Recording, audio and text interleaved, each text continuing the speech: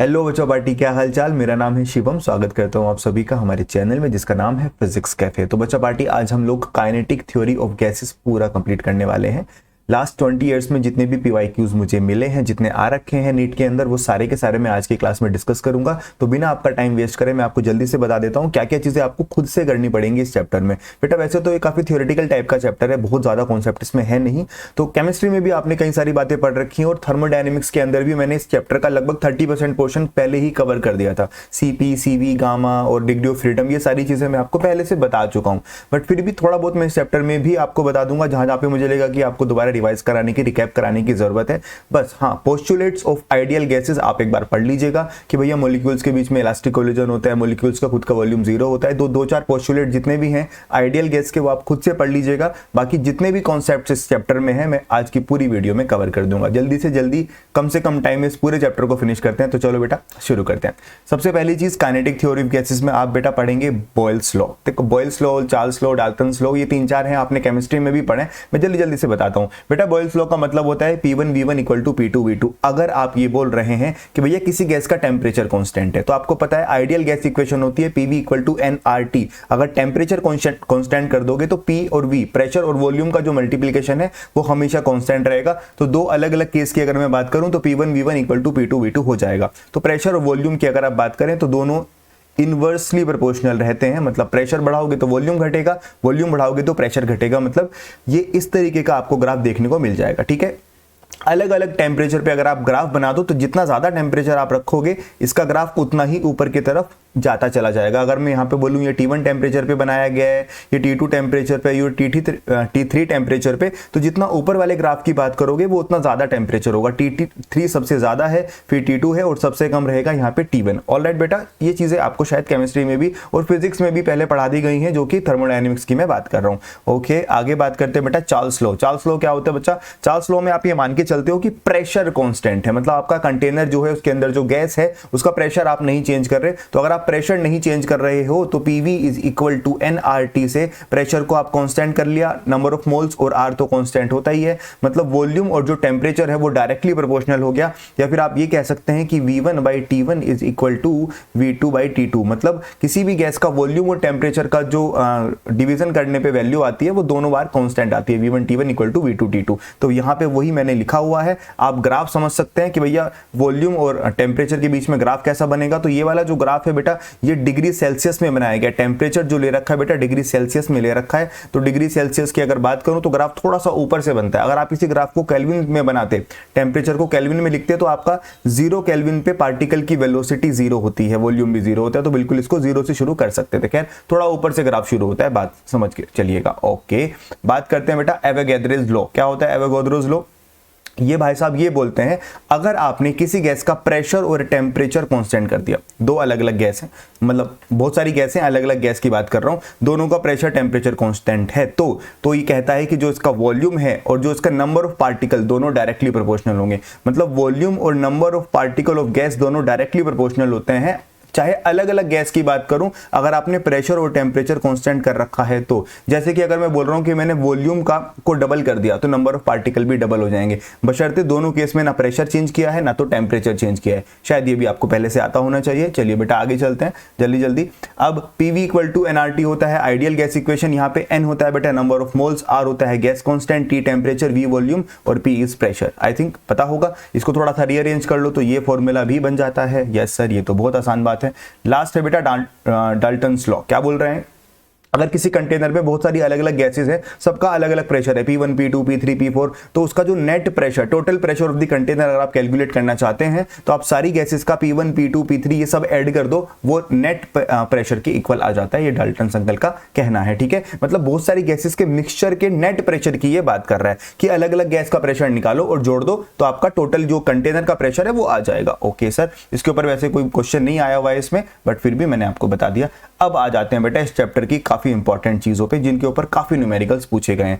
बेटा density of a gas, किसी gas की अगर आप डेंसिटी कैलकुलेट करना चाहते हैं तो कैसे निकलेगा? आपको पता होगा PV is equal to nRT होता है आइडियल गैस इक्वेशन। अब यहाँ पे जो n है नंबर ऑफ मोल्स, इसको आप कैसे लिख सकते हैं, इसको आप लिख सकते हो mass of the gas divided by molar mass of the gas. मतलब स्मॉल m ये पूरी गैस का मास है और ये जो कैपिटल है ये एक मोल का मास है, मतलब मोलर मास की मैं बात कर रहा हूं। तो small m upon capital M, मैंने n को लिख दिया, r as it is, t as it is, p और v भी एज इट इज आप लिख सकते हो। ओके सर, अब यहाँ पे मास है और यहाँ पे वॉल्यूम है, तो आपको पता होगा डेंसिटी होता है बेटा मास अपॉन वॉल्यूम, तो हम वॉल्यूम को नीचे लेके आ गए, बाकी सब कुछ रीअरेंज करा, तो mass upon volume equal to pm upon rt।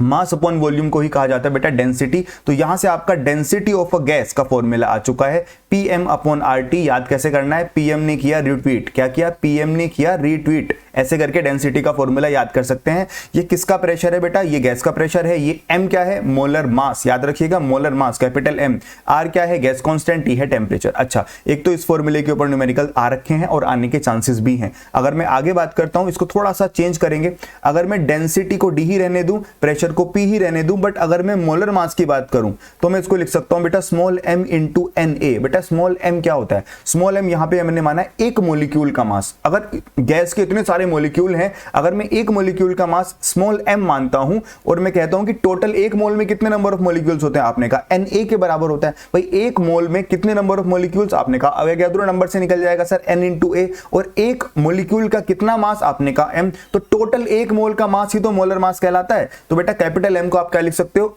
Small m into n into a, n into na, okay. नीचे अपॉन RT चल ही रहा था यहाँ पे, फिर आपने क्या किया, इसको थोड़ा सा रीअरेंज कर लिया।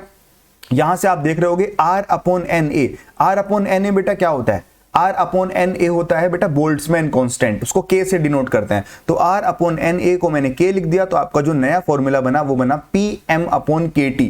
कुल मिला के इस वाले फॉर्मूले में जो वैल्यूज हैं वो मोल के हिसाब से हैं और इस वाले में जो वैल्यूज हैं वो नंबर ऑफ पार्टिकल के हिसाब से हैं। सिंगल पार्टिकल की बात कर रहे हैं, यहाँ पे सिंगल मोल की बात कर रहा है। तो क्वेश्चन में देखना पड़ेगा आपको मोलर मास पता है या एक पार्टिकल का मास पता है, गैस के एक पर्टिकुलर पार्टिकल का मास पता है ना, मोलिक्यूल का मास पता है, दोनों में फर्क है, थोड़ा ध्यान से रखिएगा। मैंने यहां पे लिख दिया K क्या होता है बेटा Boltzmann constant, R upon Na से डिनोट करते हैं, मतलब गैस कांस्टेंट को एवोगाद्रो नंबर से डिवाइड कर दो, आपका K का वैल्यू आपको K पता चल जाएगा। स्मॉल m क्या है, मास ऑफ वन मोलिक्यूल, याद रखिएगा। इसी में गड़बड़ी हो जाती है कभी कभी फॉर्मूले में, याद रखना है कि आप पर मोल के हिसाब से सॉल्व कर रहे हो या पर मोलिक्यूल के हिसाब से सॉल्व कर रहे हो। अच्छा सर, डेंसिटी के दो फॉर्मूले मैंने एक बार अलग से फिर से लिख दिए ताकि आप भूले ना, ये दोनों फॉर्मूले याद रखने हैं। कैसे याद करेंगे सर, pm ने किया रिट्वीट, pm RT रिट्वीट, ठीक है, याद हो जाएगा। ओके सर, चलते हैं बेटा, आगे बढ़ रहे हैं।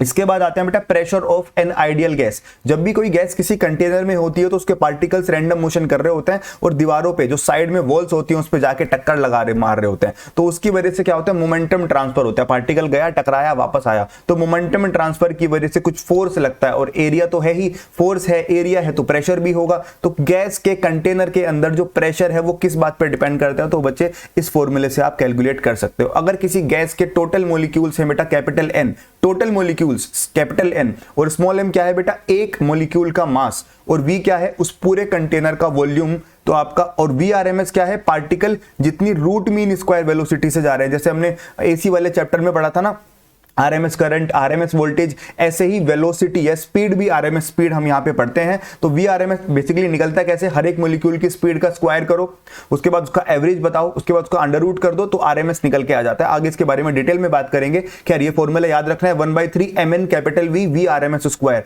m क्या है एक मोलिक्यूल का मास, n क्या है टोटल नंबर ऑफ पार्टिकल्स जो आपके पूरे कंटेनर में मौजूद हैं, V है पूरे कंटेनर का वॉल्यूम, और बेटा RMS स्पीड की मैं बात कर रहा हूं। तो ये वाला फॉर्मूला आपने लर्न कर लिया होगा। यस सर, बिल्कुल कर लेते हैं। अब अगर मैं बात करूं कि नहीं मुझे तो एक मोल की बात करनी है, तो अगर मैं एक मोल की बात करूंगा तो नंबर ऑफ मॉलिक्यूल्स तो Na के बराबर आ जाएंगे।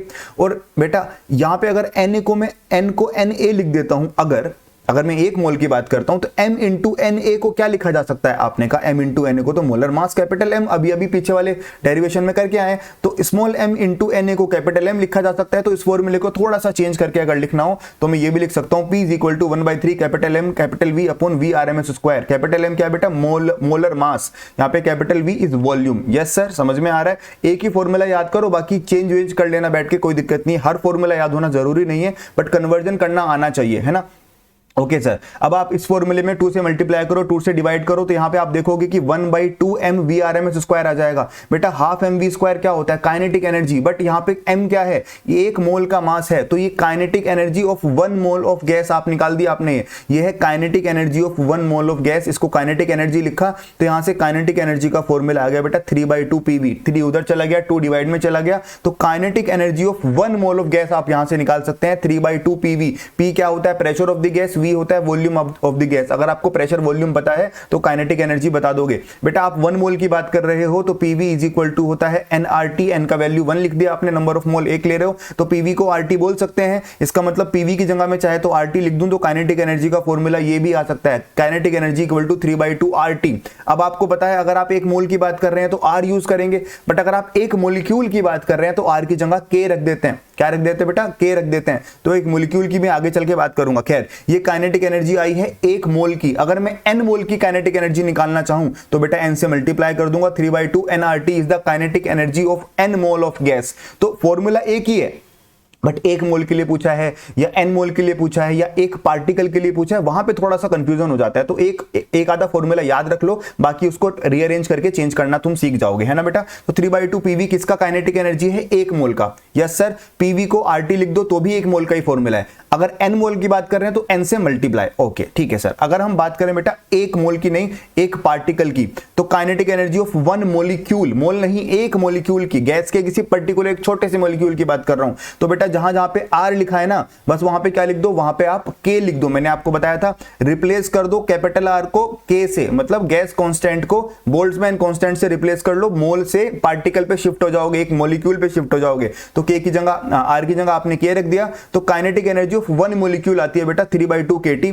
अगर मैं पूछूं आपसे kinetic energy of n molecules, तो n से मल्टीप्लाई कर देंगे तो 3/2 nKT। तो जिस फॉर्मूले में बेटा K यूज हो, बोल्ट्जमैन कांस्टेंट यूज हो, मतलब वो एक पार्टिकल की बात कर रहा होगा। अगर उसमें आप कैपिटल M यूज कर रहे हो या फिर R यूज कर रहे हो, मतलब वो 1 मोल की बात कर रहा है। समझ में आ रही होंगी चीजें? ओके सर, बिल्कुल सही। आगे बढ़ जाते हैं बच्चा। अब आ जाते हैं बेटा, कुछ वेलोसिटीज होती हैं, जैसे रूट मीन स्क्वायर वेलोसिटी हो गई, या फिर एवरेज स्पीड हो गई, या फिर आप तीसरी वाली वेलोसिटी होता है VRM, मोस्ट प्रोबेबल स्पीड हो गई। तो 3 अलग अलग टाइप की स्पीड होती है गैस के पार्टिकल्स के अंदर। एक एक का फॉर्मूला आपको याद होना चाहिए। तो सबसे पहले RMS की अगर मैं बात करूं, डेरिवेशन नहीं कर रहे हैं हम यहाँ पे, सीधा फॉर्मूला। तो VRMS का फॉर्मूला होता है बेटा √3RT/m, R gas constant, T temperature, M molar mass. अगर आप बात करें कि नहीं सर आपको कैपिटल M नहीं पता, आप तो स्मॉल m की टर्म में बात करना चाहते हो, एक मॉलिक्यूल की टर्म में बात करना चाहते हो, तो कैपिटल M को स्मॉल m लिख दो और R को आप मैंने बताया था K लिख दो, बोल्ट्जमैन कांस्टेंट। तो ये भी फॉर्मूला सही है, कोई गड़बड़ वाली बात नहीं है, दोनों फॉर्मूले एक ही हैं, है ना। यस, बट ये बात कर रहा है मोल की टर्म में और ये बात कर रहा है मॉलिक्यूल की टर्म में। अच्छा सर, एवरेज स्पीड का फॉर्मूला √8RT/m। कितना? √8RT/m। ओके, याद रख लेंगे। हाँ जी, आगे चलें। Most probable speed, most probable का मतलब क्या है? अगर आपके पास 100 पार्टिकल हैं तो सबसे ज्यादा पार्टिकल के पास जो स्पीड है उसको मोस्ट प्रोबेबल स्पीड कहते हैं। 100 पार्टिकल में से 20 पार्टिकल की अलग स्पीड है, 10 पार्टिकल की अलग स्पीड है, 70 पार्टिकल्स की स्पीड अलग ही है। तो जो ज्यादा पार्टिकल्स के पास जो स्पीड आपको देखने में मिल रही है उसको मोस्ट प्रोबेबल स्पीड का नाम दिया जाता है बेटा। उसका फॉर्मूला होता है √2RT/m। All right, √2RT/m। इसका वैल्यू सबसे कम होता है, उसके बाद इसका होता है और सबसे ज्यादा RMS का वैल्यू होता है। मैंने एक बार सीक्वेंस लिख भी दिया, एक छोटा सा ग्राफ मैं आपको बना के दिखा देता हूं कि अगर ये है नंबर ऑफ मॉलिक्यूल्स और यहां पे इस एक्सिस पे दिखा रहे हैं आप स्पीड की बात, तो सबसे ज्यादा नंबर ऑफ मॉलिक्यूल्स की स्पीड कौन सी होगी? आपने कहा मोस्ट प्रोबेबल। तो सबसे ज्यादा नंबर ऑफ पार्टिकल्स कौन सी स्पीड के करस्पॉन्डिंग मिल रहे हैं? आपने कहा मोस्ट प्रोबेबल स्पीड के करस्पॉन्डिंग। उसके बाद थोड़ी सी आप अगर स्पीड बढ़ा दो तो एवरेज स्पीड का फॉर्मूला तैयार हो जाएगा, तो इसके करस्पॉन्डिंग थोड़े कम पार्टिकल्स मिलेंगे। और अगर आप RMS स्पीड की बात करें, स्पीड तो सबसे ज्यादा है बट RMS स्पीड अक्वायर करने वाले नंबर ऑफ पार्टिकल सबसे कम मिलेंगे। मतलब स्पीड बढ़ेगी तो नंबर ऑफ पार्टिकल उसके करस्पॉन्डिंग कम हो जाएंगे। ठीक है बच्चा, तो मैंने लिखा यहाँ पे V मोस्ट प्रोबेबल सबसे कम होता है, RMS सबसे ज्यादा। अगर आप तीनों का रेशो निकाल दें फॉर्मूले से तो बेटा रेशो कुछ ऐसा आता है, RMS का √3, इसका 2.5 आता है, 8/π सॉल्व करने पे √2.5 के आसपास आता है और ये आता है बेटा 2। Yes sir, all right. तो √3, 2.5 और √2 आपको ये याद होना चाहिए, डायरेक्ट पूछ सकता है आपसे। ओके सर, चलिए सबसे आखिरी चीज इस चैप्टर में आती है बेटा मीन फ्री पाथ। क्या होता है मीन फ्री पाथ? अगर एक पार्टिकल है वो जाता है और दूसरे पार्टिकल से टकराता है, फिर ये पार्टिकल यहां से जाता है, फिर किसी तीसरे पार्टिकल से टकराता है, फिर किसी चौथे से टकराता है, तो जब ये टक्कर इधर उधर खाता रहता है तो पहली बार जब टकराया तो λ1 पाथ चला, फिर दूसरी बार λ2, फिर तीसरी बार λ3, तो हर एक कोलिजन के बीच में जितना स्पेस उसको फ्रीली ट्रेवल करने के लिए मिला, जितना डिस्टेंस उसने इजीली ट्रेवल कर लिया, उसको कहते हैं बेटा मीन फ्री पाथ। उन सब का एक एवरेज निकाला है, तो उसका जो फॉर्मूला है लैम्डा से डिनोट करते हैं 1/√2n पाई डी स्क्वायर। आपको याद रखना पड़ेगा यहाँ पे पाई n क्या होता है बेटा? Number of particles per unit volume, मतलब उस पूरे गैस के कंटेनर में पर यूनिट वॉल्यूम में कितने नंबर ऑफ पार्टिकल्स हैं। और जो डी होता है बेटा, डी का मतलब है डायमीटर ऑफ ईच मॉलिक्यूल। एक मॉलिक्यूल का डायमीटर कितना है, रेडियस की टर्म में भी डिनोट कर सकते हो, डायमीटर रेडियस का डबल ही होता है। यस सर, तो ये थी आपकी पूरी चैप्टर की थ्योरी। अब हम सीधा आते हैं बेटा पीवाईक्यूज के ऊपर। थोड़ा जल्दी जल्दी बता रहा हूं, अगर आपको ज्यादा तेज लग रहा है स्पीड कम कर लेना है ना, ठीक है। ओके सर, आगे बढ़ जाइए। बातें बेटा अपने न्यूमेरिकल्स के ऊपर। काइनेटिक थ्योरी का सबसे पहला न्यूमेरिकल देख ले बच्चा। A given sample of an ideal gas occupies a volume of V, और वॉल्यूम V है, प्रेशर P है, okay sir, absolute temperature T है, the mass of each molecule of gas is M। बेटा एक molecule की बात कर रहा है, किसकी बात कर रहा है? मॉलिक्यूल की बात कर रहा है, गैस का मास नहीं दिया, एक मॉलिक्यूल का मास दिया है। तो आप K वाले फॉर्मूले की तरफ जाएंगे, ना कि आप R वाले फॉर्मूले की तरफ जाएंगे। अच्छा, which of the following gives the density of the gas? Density का डायरेक्ट आपसे फॉर्मूला पूछा है बेटा। डेंसिटी का फॉर्मूला मैंने बताया था, PM ने किया रिट्वीट, PM/RT, बट ये तो R की टर्म में है। यहां पे मुझे क्या करना है? मुझे तो पर मॉलिक्यूल की बात करनी है, तो कैपिटल M को बना दूंगा स्मॉल m और R को बना दूंगा क्या? R को बना दूंगा K। तो फॉर्मूला क्या बना? D इज इक्वल टू आया P into small m upon K into T। क्या आपको फॉर्मूला दिख रहा है? हाँ जी, PM/KT is the second option. Yes sir, second option is correct. तो डायरेक्ट फॉर्मूला याद होना चाहिए, PM/KT। बैठ के यहाँ पे PV इक्वल टू NRT में सॉल्व करोगे, इतना टाइम तुम्हारे पास नहीं रहेगा। ज्यादा क्वेश्चन है इस बार, तो पहले से भी ज्यादा 20 क्वेश्चन बढ़ गए हर एक पूरे पेपर की अगर मैं बात करूं तो, ठीक है। तो टाइम का मैनेजमेंट बहुत ज्यादा जरूरी। क्वेश्चन नंबर 20 की बात करते हैं बेटा। क्या बोल रहा है? Two vessels separately contains two ideal gases, okay, A and B, okay, the pressure of A being twice of, okay, एक का प्रेशर मैंने P माना तो इसका प्रेशर 2P हो गया।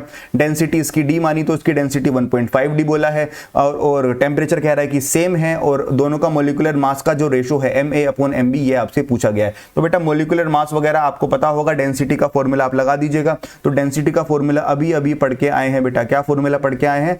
PM ने किया रिट्वीट, PM/RT। T दोनों में सेम है, R दोनों के लिए सेम है, तो आप यहां से लिख सकते हो M is directly proportional to D/P। क्या मैं लिख सकता हूं? D/P, मतलब M of A upon M of B। अगर मैं बात करूं M of A upon M of B is equal to density of A। Density of A कितनी है बेटा? आपने कहा सर डेंसिटी तो है 1.5D upon pressure of A का प्रेशर है 2P।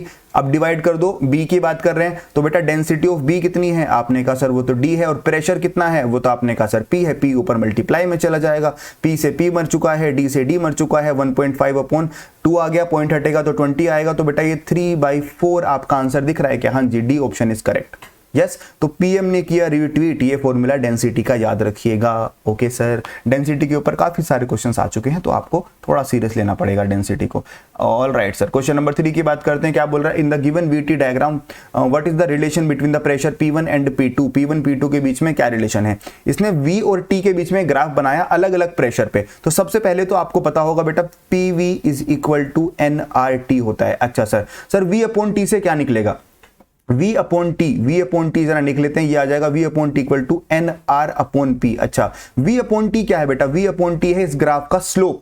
भाई परपेंडिकुलर अपॉन बेस ही तो होता है, तो V/T इज स्लोप। तो अगर आप मैं इस ग्राफ की स्लोप की बात करूं तो स्लोप प्रेशर के साथ इनवर्सली प्रोपोर्शनल है, मतलब जिसका स्लोप ज्यादा उसका प्रेशर कम। यस सर, बिल्कुल सही समझ। तो P2 का स्लोप ज्यादा है क्योंकि इसका एंगल ज्यादा है, P1 का स्लोप कम है क्योंकि इसका एंगल कम है, तो जिसका स्लोप ज्यादा उसका प्रेशर कम। ओके, तो P2 कम हो जाएगा, P1 ज्यादा हो जाएगा, मतलब A ऑप्शन इज करेक्ट। क्या मैं सही बोल रहा हूं? Yes sir, A option is correct. तो आप सीधा सीधा यहां से कर सकते हैं, कोई ज्यादा आपको ये देखने की जरूरत नहीं है कौन सा प्रेशर, मतलब कौन सा वाला ये डाल्टन्स लॉ लगेगा कि कोई और सा लॉ लगेगा, ऐसा कुछ नहीं है। सीधा आप PV इक्वल टू NRT से करके एक तरफ हो जाओगे। Okay, question number 3 is done. Question number 4 की बात कर रहे हैं बेटा। फिर से वही मुझे लग रहा है डेंसिटी का क्वेश्चन आ गया। At 10 degree Celsius the value of the density of the fix mass of an ideal gas. बेटा डिग्री सेल्सियस में टेम्परेचर दे रखा है, डिग्री सेल्सियस में काम चलता नहीं है, इसको आप केल्विन में कन्वर्ट जरूर करें। तो बेटा T1 का वैल्यू आएगा 273 प्लस 10 तो 283 केल्विन आ जाएगा। बाद में टेम्परेचर कितना कह रहा है कि 110, इसको सॉल्व करेगा तो आएगा 383 केल्विन। तो शुरू में था 283, बाद में था 383। ओके, क्या बोल रहा है कि भैया the value of the density of a fixed mass of an ideal gas divided by pressure, density divided by pressure equal to x, d by p is equal to x कह रहा है कितने डिग्री सेल्सियस पे, 10 degree Celsius पे। तो कह रहा है कि 110 डिग्री सेल्सियस पे d बाई p का मतलब वैल्यू कितना आएगा। अच्छा बेटा d बाई p यहां से निकाल लोगे, d equal to mp upon RT, mp हाँ पीएम अपॉन आरटी, वही बात है, मैं एमपी सोरा एमपी उल्टा हो गया, पीएम अपॉन आरटी। खैर तो डी अपॉन पी करा आपने, डी अपॉन पी का वैल्यू कितना आएगा बेटा, ये आएगा M upon RT.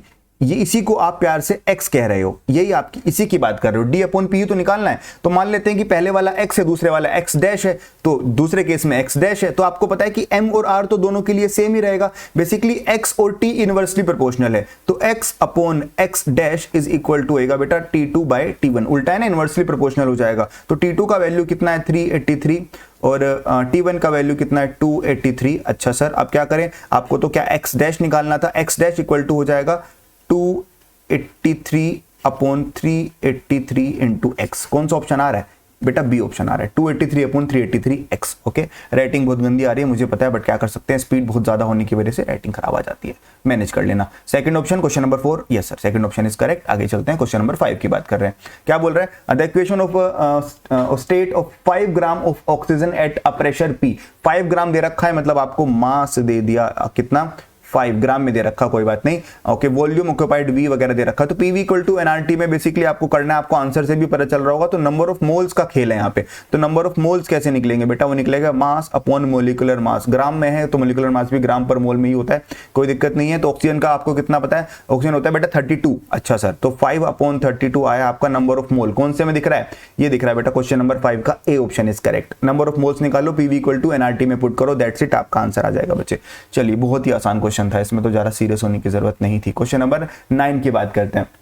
Increase in temperature of an gas filled in a container would lead to, अगर आप किसी कंटेनर की गैस के टेम्परेचर को बढ़ाओगे तो क्या बढ़ेगा बेटा, temperature is directly proportional to kinetic energy. अगर आप टेम्परेचर बढ़ाओगे तो वाइब्रेशन बढ़ेगा, उनका मोशन बढ़ेगा, उनकी केओसनेस जो है, जो भाग रहे हैं इधर उधर, और ज्यादा केओस हो जाएगा मामला। तो कुल मिला के काइनेटिक एनर्जी टेम्परेचर के साथ लिंक होती है, तो टेम्परेचर बढ़ाने से काइनेटिक एनर्जी बढ़ती है, बात आप याद रखिएगा। क्वेश्चन नंबर 9 का सीधा सी ऑप्शन आ जाएगा बच्चे। क्वेश्चन नंबर 10 की बात करते हैं। क्या बोल रहा है, at what temperature will the RMS speed oxygen molecule becomes just sufficient for escaping from earth atmosphere। अच्छा जी, ये चाहता है कि किसी गैस के पार्टिकल की स्पीड को इतना बढ़ा दूं, ऑक्सीजन के गैस के पार्टिकल को इतनी स्पीड बढ़ा दूं उसकी कि वो एस्केप कर जाए। तो बेटा आपको मैंने ग्रेविटेशन वाले चैप्टर में पढ़ाया था कि भैया एस्केप वेलोसिटी होती है अर्थ के ऊपर लगभग 11.2 किलोमीटर पर सेकंड, इसको मीटर पर सेकंड में कन्वर्ट कर लीजिएगा तो 1.2 into 10⁻³ metre per second, it is the velocity, escape velocity at the surface of earth.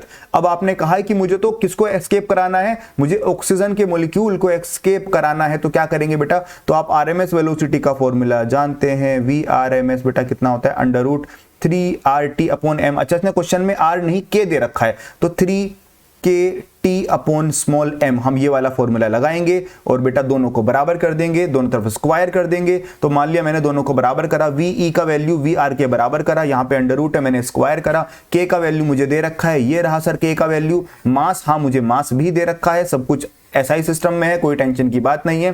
Temperature आपसे पूछा है, सिर्फ एक वेरिएबल बचा, दोनों को बराबर करो, दोनों तरफ स्क्वायर करो, बैठ के सॉल्व करो। क्वेश्चन नंबर 10 का आंसर मैं आपको बता दूंगा बेटा, इसका जो T आने वाला है दैट विल बी 1 नहीं, इट इज 8.36 इंटू 10⁴, ये आपका आंसर आ जाएगा। दोनों को इक्वल कर दीजिएगा, बस यही करना है और कुछ नहीं करना है। मैथ्स मैंने आप लोगों पे छोड़ दिया, ठीक है, फिजिक्स मैंने आपको समझा दिया।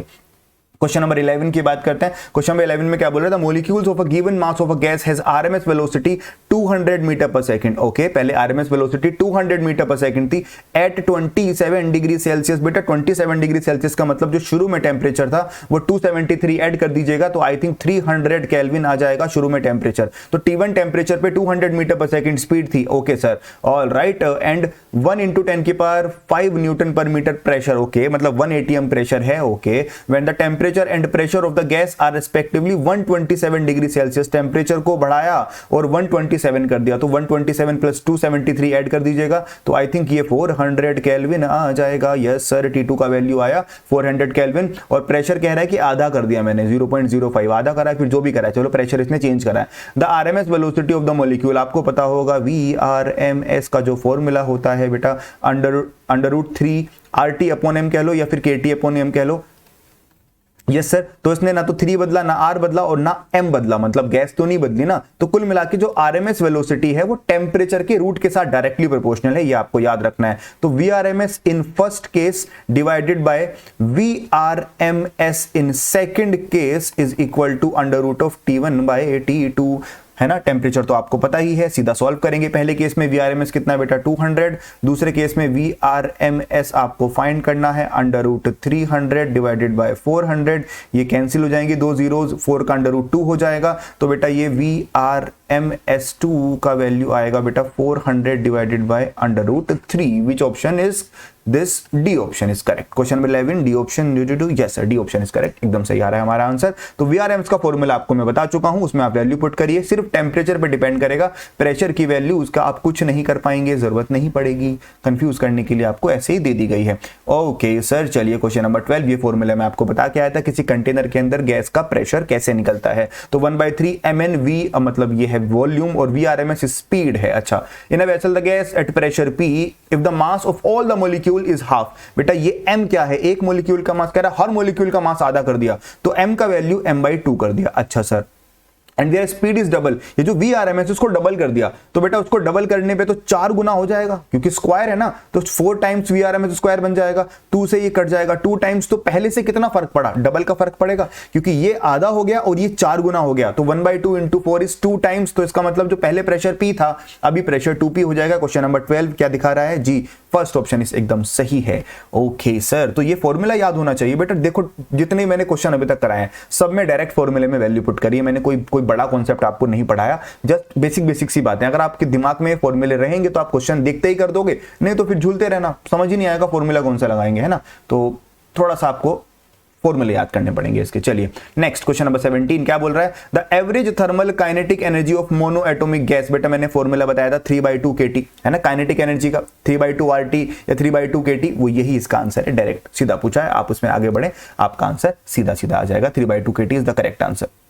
ये चीज मैं आपको थर्मोडायनेमिक्स में पढ़ा के आ चुका हूं। Cp क्या होता है, Cv क्या होता है, Cp - Cv गामा होता है, Cp/Cv गामा होता है, Cp - Cv R के बराबर होता है। Cp और डिग्री ऑफ फ्रीडम क्या होता है बेटा, कितने डिफरेंट तरीके से कोई पार्टिकल अपने अंदर काइनेटिक एनर्जी को एक्वायर कर सकता है, ट्रांसलेशन, रोटेशन, वाइब्रेशन, सब मैंने आपको पढ़ाया हुआ है। अगर आपको नहीं आता आप उस वीडियो में जाके अच्छे से पढ़ सकते हो। यहाँ पे मैं डायरेक्ट सिर्फ वैल्यू आपको याद दिलाऊंगा। मोनो एटॉमिक का डिग्री ऑफ फ्रीडम 3 होता है, डायटोमिक का 5 होता है, ट्राइएटोमिक का 6 होता है। अगर आपको बोला गया है कि वाइब्रेशन भी है किसी भी गैस के अंदर तो आप वाइब्रेशन के नाम के 2 डिग्री ऑफ फ्रीडम और ऐड कर देंगे। जैसे मैं बोलता हूं डायटोमिक मॉलिक्यूल है और उसके अंदर क्या है, वाइब्रेशन भी हो रहा है, तो उसकी डिग्री ऑफ फ्रीडम 5 + 2 मतलब 7 ले ली जाएगी। जनरली हम वाइब्रेशन को सीरियसली नहीं लेते हैं, तो अगर वाइब्रेशन को खुद से नहीं कहेगा क्वेश्चन में कि वाइब्रेशन है, तब तक हम ये मानेंगे कि वाइब्रेशन कंसिडर नहीं करना है। खैर, Cv का फॉर्मूला होता है बेटा F/2R और Cp का होता है F/2 + 1 × R। Cp/Cv को डिवाइड करेंगे तो गामा का फॉर्मूला होता है F+2/F। ये सारे फॉर्मूले मैंने आपको लिखा रखे हैं,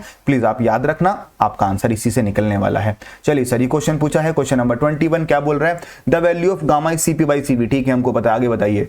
फॉर हाइड्रोजन, बेटा हाइड्रोजन की बात कर रहा है, ये डायटोमिक है। क्या है, डायटोमिक। हीलियम बेटा ये मोनो एटोमिक है।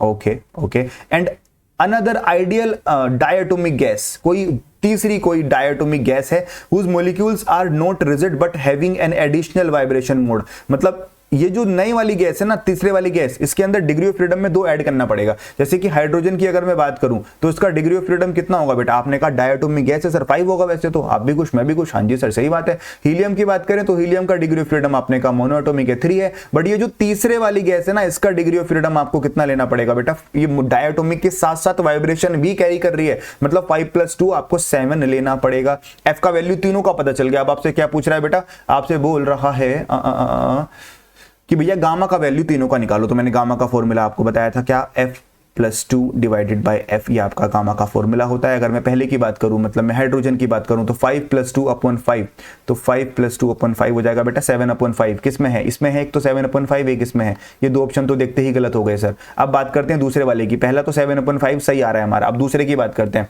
दूसरे वाला मतलब हीलियम की बात करें। हीलियम में है बेटा F का वैल्यू 3। F का वैल्यू 3 जरा पुट कर दो तो कितना आएगा? 3+2/3, मतलब 5/3। किस में आ रहा है? 5/3 सर, दोनों में आ रहा है। मतलब हीलियम से पता नहीं चल रहा है कि आंसर कौन सा आएगा।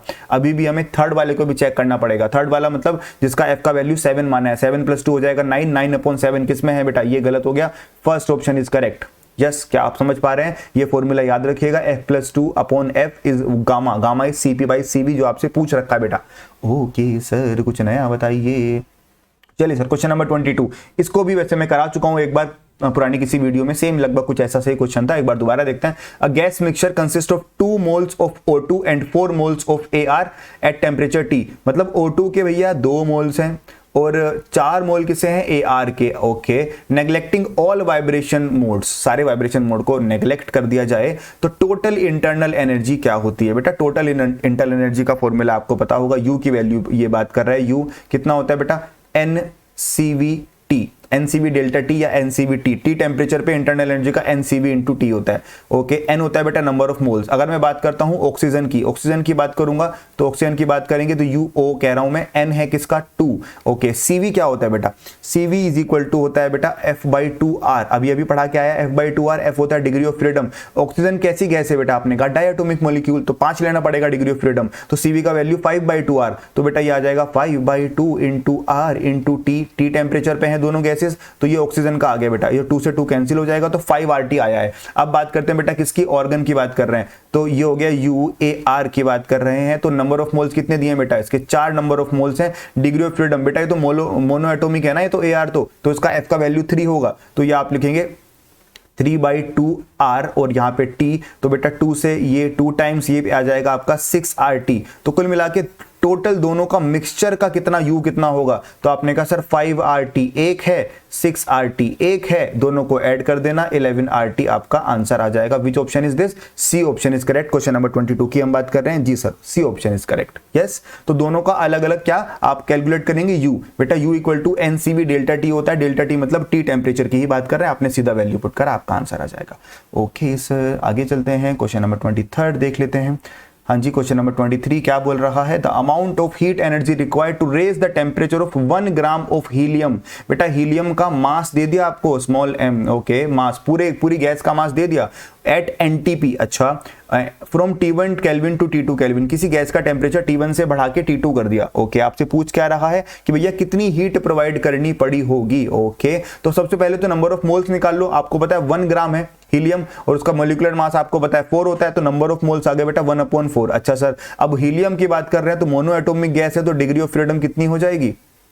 ये 3 हो जाएगा। अब बेटा आपको Q इक्वल टू NCV/T पता है। Q इक्वल टू मतलब जो एनर्जी आप दे रहे हो है ना, Q इक्वल टू NCV/T आपको पता है। तो यहां से N का वैल्यू पुट करा, CV का वैल्यू 3/2R। टेम्परेचर का डिफरेंस पहले T1 था फिर T2 था, तो T2 माइनस T1 कर दिया, तो आपका जो आंसर आएगा वो आएगा 3/8R T2 minus T1। But answer में R की टर्म नहीं दे रखी, R की टर्म नहीं दे रखी। तो आपको पता होगा बेटा, मैंने आपको पढ़ाया था R/NA ही तो K होता है बेटा, बोल्ट्जमैन कांस्टेंट। तो R की जगह K इंटू NA पुट कर दिया, तो K into NA equal to 3/R। ये हो जाएगा पूरा आपका answer 3/8NaK T2 minus T1, मतलब C option is correct. Yes sir, which option is this? C option. Question number 23 जी, C ऑप्शन करेक्ट है आपका बेटा। ठीक है, तो आपको सबसे पहले नंबर ऑफ मोल्स निकालने हैं, फिर आपको डिग्री ऑफ फ्रीडम मालूम होनी चाहिए, फिर ये फॉर्मूला अप्लाई करके सीधा आपका आंसर आ जाएगा। ठीक है बच्चा, ओके आगे चलते हैं। क्वेश्चन नंबर 24 क्या बोल रहा है?